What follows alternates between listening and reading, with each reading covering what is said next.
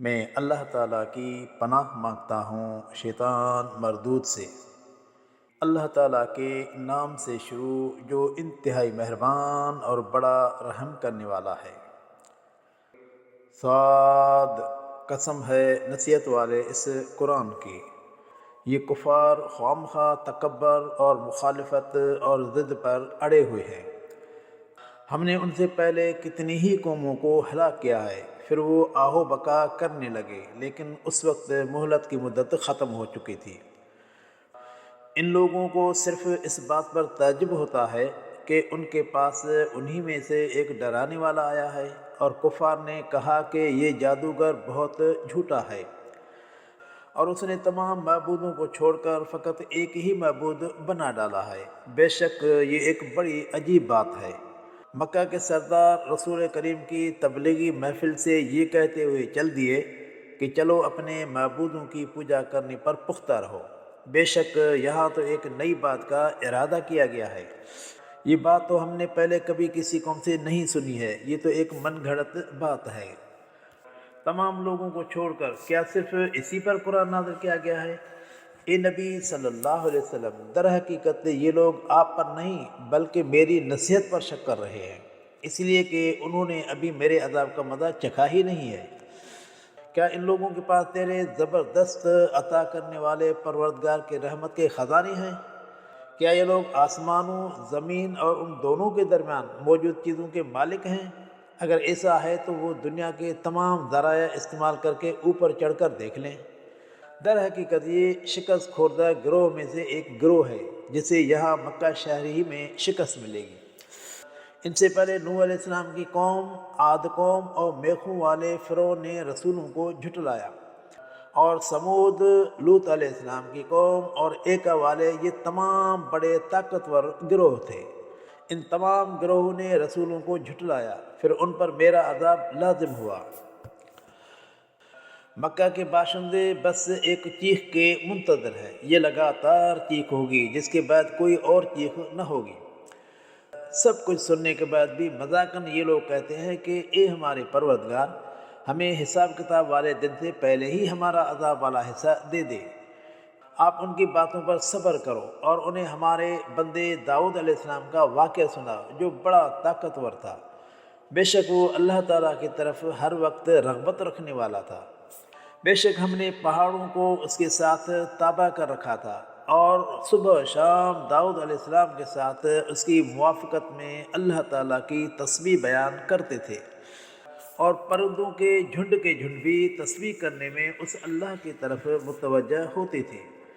اور ہم نے اس کی حکومت کو مضبوط کر رکھا تھا، اور اسے حکمت اور فیصلہ کرنے کی صلاحیت عطا کی تھی۔ کیا آپ کو جھگڑنے والے دو لوگوں کا معاملہ معلوم ہے جب وہ دیوار پھلانگ کر داؤد علیہ السلام کے عبادت خانے میں داخل ہوئے؟ جب وہ دونوں داؤد علیہ السلام کے پاس پہنچے تو وہ انہیں اچانک دیکھ کر ڈر گیا۔ انہوں نے کہا کہ تم ڈرو نہیں، ہم دو فریق ہیں جس میں سے ایک فریق نے دوسرے فریق پر زیادتی کی ہے، بس تو ہمارے درمیان حق کے ساتھ فیصلہ کر دے، ناانصافی نہ کرنا اور ہمیں صحیح راستہ بتا۔ ان میں سے ایک نے کہا کہ بے شک یہ میرا بھائی ہے، اس کے پاس 99 دمبیاں ہیں اور میرے پاس صرف ایک دمبی ہے، اس کا کہنا یہ ہے کہ یہ ایک دمبی بھی مجھے دے دے، اور اس نے مجھے باتوں میں دبا لیا ہے۔ داؤد علیہ السلام نے کہا کہ اس نے تمہاری دمبی کو اپنی دمبیوں سے ملانے کا مطالبہ کر کے تم پر ظلم کیا ہے، اور دیکھا یہ گیا ہے کہ آپس میں ایک ساتھ رہنے والے ایک دوسرے پر اسی قسم کی زیادتیاں کرتے ہیں، لیکن ان میں سے جو ایمان لائے اور نیک عمل کیے وہی زیادتیاں کرنے سے بچے ہوئے ہیں، لیکن ایسے لوگ کم ہی ہوتے ہیں۔ اب داؤد علیہ السلام سمجھ گیا کہ یہ تو ہم اس کی آزمائش کر رہے ہیں، کیونکہ میں نے بھی تو اس سے ملتی جلتی خواہش کی تمنا کر رکھی ہے۔ پھر اس نے اپنے پروردگار سے معافی مانگی اور سجدے میں گر گیا اور ہماری طرف رجوع کیا۔ پھر ہم نے رجوع کرنے کی صورت میں اسے معاف کر دیا، بے شک اس کے لیے ہمارے پاس بڑا مرتبہ اور بہترین جگہ ہے۔ اے داؤد، ہم نے آپ کو زمین میں خلافت عطا کی ہے، لہذا لوگوں کے درمیان حق سے فیصلہ کرو اور اپنی نفسانی خواہش پر نہ چلو، ورنہ یہ خواہش آپ کو اللہ تعالیٰ کے راستے سے گمراہ کر دے گی۔ بے شک جو لوگ اللہ تعالیٰ کے راستے سے گمراہ ہیں اور قیامت کے دن کو بھلا بیٹھے ہیں ان کے لیے سخت عذاب ہے۔ ہم نے آسمان، زمین اور ان دونوں کے درمیان موجود مخلوق کو فضول پیدا نہیں کیا ہے، یہ گمان تو ان کفار کا ہے اور ان کے لیے آگ کی صورت میں بڑی ہلاکت ہے۔ کیا ہم ان لوگوں کو جو ایمان لائے اور نیک عمل کیے ان لوگوں کے برابر کر دیں گے جو زمین میں فساد پھیلاتے پھرتے ہیں، یا ہم پرہیزگاروں کو بد کرداروں کی طرح کر دیں گے؟ یہ قرآن جو ہم آپ کی طرف نازل کر رہے ہیں ایک بڑی برکت والی کتاب ہے تاکہ لوگ اس کی آیات پر غور کریں اور عقل مند اس سے نصیحت حاصل کریں۔ داؤد علیہ السلام کو ہم نے بیٹے کی صورت میں سلیمان عطا کیا اور وہ ایک بہترین بندہ تھا، بے شک وہ اللہ تعالیٰ کی طرف رجوع کرنے والا تھا۔ یہ واقعہ بھی یاد کرو جب سلیمان علیہ السلام کے سامنے شام کے وقت اصیل، عمدہ، تیز دوڑنے والے گھوڑے پیش کیے گئے۔ اس نے کہا کہ بے شک مجھ پر اپنے پروردگار کی یاد سے زیادہ مال کی محبت غالب آ گئی، یہاں تک کہ وہ گھوڑے دوڑتے ہوئے آنکھوں سے اوجھل ہو گئے۔ تو اس نے حکم دیا کہ ان کو میرے پاس واپس لاؤ۔ واپس آنے پر وہ ان گھوڑوں کی پنڈلیوں اور گردنوں پر ہاتھ پھیرنے لگا۔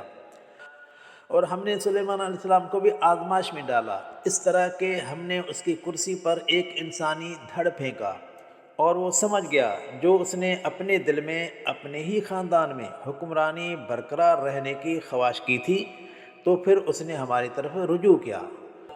پھر اللہ تعالیٰ سے دعا مانگی اور کہا کہ میرے پروردگار مجھے معاف کر دے اور مجھے ایسی بادشاہی عطا کر جو میرے بعد کسی اور کو نصیب نہ ہو، بے شک تو ہر چیز عطا کرنے والا ہے۔ پھر ہم نے ہوا کو اس کے تابع کیا، جو اس کے حکم سے جس طرف وہ پہنچنا چاہتا تھا اسی طرف چلنے لگتی تھی، اور شیاطین ہر قسم کے معمار اور غوطہ خور بھی اس کے تابع کر دیے، اور دوسرے سرکش شیاطین جو زنجیروں میں جکڑے ہوئے تھے وہ بھی اس کے قید میں دے دیے۔ ہم نے اسے کہا کہ یہ ہماری طرف سے تجھ پر نوازش ہے، اب تو ان میں سے جسے چاہے اسے دے یا اپنے پاس رکھے، اس کا کوئی حساب نہیں، بے شک اس کے لیے ہمارے پاس بڑا مرتبہ اور بہترین جگہ ہے۔ اور ہمارے بندے ایوب علیہ السلام کو یاد کرو جب اس نے اپنے پروردگار کو پکار کر عاجزانہ طریقے سے عرض کی کہ شیطان نے مجھے بڑی تکلیف اور عذاب میں ڈال دیا ہے۔ ہم نے اس سے کہا کہ اپنا پاؤں زمین پر مار، اور یہ ٹھنڈا پانی ہے نہانے کے لیے بھی اور پینے کے لیے بھی۔ ہم نے اسے وفات شدہ اولاد کے بعد دوسری اولاد سے نواز دیا، پھر اپنی مہربانی سے اور دگنی اولاد عطا کی تاکہ عقل مند لوگ اس واقعے سے نصیحت حاصل کریں۔ پھر ہم نے اسے دوران بیماری کھائی گئی قسم پورا کرنے کے لیے کہا کہ اپنے ہاتھ میں جھاڑو پکڑ اور اسے اپنی بیوی کو مار، مگر قسم نہ توڑ، بے شک ہم نے اسے مستقل مزاج دیکھا تھا، وہ بہترین بندہ تھا، بے شک وہ رجوع کرنے والا تھا۔ اور تم ہمارے بندوں ابراہیم، اسحاق اور یعقوب علیہ السلام کو یاد کرو، یہ لوگ عمل کے بڑے پکے اور دور اندیش لوگ تھے، بے شک ہم نے ان سب کو خاص خوبی سے نوازا تھا۔ یہ تھی آخرت کی یاد دہانی جسے یہ لوگ ہر وقت نظر میں رکھتے تھے، بے شک ہمارے نزدیک یہ بہترین منتخب لوگ تھے۔ اور اسماعیل، الیسع اور ذوالکفل علیہ السلام کو بھی یاد کرو کہ وہ تمام بہترین لوگوں میں سے تھے۔ یہ تھا رسولوں کا ذکر، یقیناً پرہیزگار لوگوں کے لیے بہترین مقام ہے، ہمیشہ رہنے والے باغات کے دروازے ان کے لیے کھلے ہوں گے، وہ ان میں تکیے لگائے بیٹھے ہوں گے اور مختلف قسم کے پھل اور پینے کی چیزیں طلب کرتے رہیں گے۔ ان کے پاس نگاہ نیچے رکھنے والی شرمیلی اور ہم عمر بیویاں ہوں گی، یہ وہ چیزیں ہیں جن کا تم سے قیامت کے دن دینے کا وعدہ کیا جاتا ہے، بے شک یہ ہماری طرف سے عطا کردہ رزق ہوگا جس میں کسی قسم کی کمی نہ آئے گی۔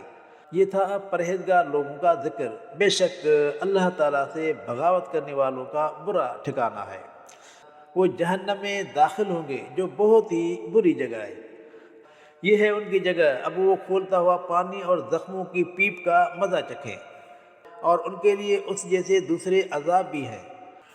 لو، یہ ایک دوسرا گروہ بھی ہے جو تمہارے ساتھ جہنم میں داخل ہوگا، وہاں موجود ان کے سردار طعنہ مار کر کہیں گے کہ ان کے استقبال کے لیے تو کوئی بھی موجود نہیں ہے، بے شک یہ تمام لوگ آگ میں جلنے والے ہیں۔ بعد میں داخل ہونے والا گروہ پہلے سے موجود سرداروں کو گروہ سے کہے گا کہ تم بھی تو یہاں جلو گے، تمہارا کون سا استقبال ہوا ہے؟ یہ ہلاکت تم ہی لوگوں نے تو ہمارے لیے آگے بھیجی ہے، یہ کتنی بری جگہ ہے۔ وہ مزید کہیں گے کہ اے ہمارے پروردگار، جن سرداروں نے ہمیں یہاں تک کہ مصیبت میں لا کھڑا کیا ہے، انہیں آگ کا دگنا عذاب دے۔ پھر آپس میں کہیں گے کہ جن لوگوں کو ہم وہاں برا تصور کرتے تھے وہ تو آج نظر ہی نہیں آ رہے ہیں۔ کیا ہم نے ان سے ناحق مذاق کیا تھا، یا ہماری نظریں انہیں دیکھنے سے دھوکہ کھا رہی ہیں؟ بے شک دوزخیوں کا احوال سچا ہے، جہنم میں جانے کے بعد تو وہ آپس میں ایک دوسرے سے لڑتے ہی رہیں گے۔ اے نبی صلی اللہ علیہ وسلم، کہہ دو کہ میں تو صرف ڈرانے والا ہوں، اللہ واحد قہار کے سوا اور کوئی حقیقی معبود نہیں ہے۔ وہ آسمانوں، زمین اور دونوں کے درمیان موجود ہر مخلوق کا پروردگار، زبردست طاقت والا اور بہت بڑا معاف کرنے والا ہے۔ اے نبی صلی اللہ علیہ وسلم، کہہ دو کہ اللہ تعالیٰ کے ایک ہونے کی یہ خبر ایک بہت بڑی خبر ہے، جس سے تم خواہ منہ موڑتے ہو۔ انہیں کہہ دو کہ اگر انسان کی پیدائش کے بارے میں فرشتے آپس میں بحث و مباحثہ کر رہے تھے، مجھے تو اس کا کوئی علم نہیں ہے۔ میری طرف تو یہی وحی کی جاتی ہے کہ بے شک میں ایک واضح ڈرانے والا ہوں۔ جب آپ کے پروردگار نے فرشتوں سے کہا کہ بے شک میں مٹی سے ایک انسان بنانے والا ہوں، جب میں اسے پورا بنا دوں اور اس میں اپنی روح ڈالوں تو تم سب اس کے آگے سجدے میں جھک جانا۔ پھر تمام فرشتوں نے اجتماعی طور پر سجدہ کیا۔ ابلیس نے سجدہ نہ کیا، اس نے تکبر کیا اور انکار کرنے والوں میں شامل ہوا۔ اللہ تعالیٰ نے اسے کہا کہ اے ابلیس، جسے میں نے اپنے ہاتھ سے بنایا، اسے سجدہ کرنے میں تجھے کس چیز نے منع کیا؟ کیا تو بڑا بن گیا ہے یا بہت زیادہ معتبر بن گیا ہے کہ تو نے میرا حکم نہ مانا؟ ابلیس نے کہا کہ میں اس سے بہتر ہوں، تو نے مجھے آگ سے پیدا کیا ہے اور اسے مٹی سے بنایا ہے۔ اللہ تعالیٰ نے کہا جا، نکل جا یہاں سے، بس تو مردود ہے، بے شک تجھ پر قیامت تک میری لعنت ہے۔ اس نے کہا کہ اے میرے پروردگار، مجھے قیامت تک مہلت عطا فرما۔ اللہ تعالیٰ نے کہا کہ ٹھیک ہے، تجھے مہلت دی گئی، مگر یہ مہلت ایک مقرر دن تک ہوگی۔ کہا کہ ٹھیک ہے، مجھے تیری عزت کی قسم ہے کہ میں آدم کی پوری نسل کو سیدھی راہ سے گمراہ کر دوں گا، سوائے تیرے مخلص بندوں کے جو بچ کر رہ جائیں گے۔ اللہ تعالیٰ نے کہا کہ یہ حق بات تیرے اور میرے درمیان طے ہو گئی، اور میں ہمیشہ حق بات ہی کہتا ہوں کہ اب میں جہنم کو تجھ سے اور تیری پیروی کرنے والوں سے بھر دوں گا۔ اے نبی صلی اللہ علیہ وسلم، کہہ دو کہ میں تم سے نصیحت کرنے کا کوئی اجر نہیں مانگتا اور نہ میں کوئی شیخی خور ہوں، یہ تو تمام جہان والوں کے لیے ایک نصیحت ہے۔ اے مکہ والو، تم لوگوں کو تھوڑی مدت ہی میں ضرور اس حقیقت کا پتہ لگ جائے گا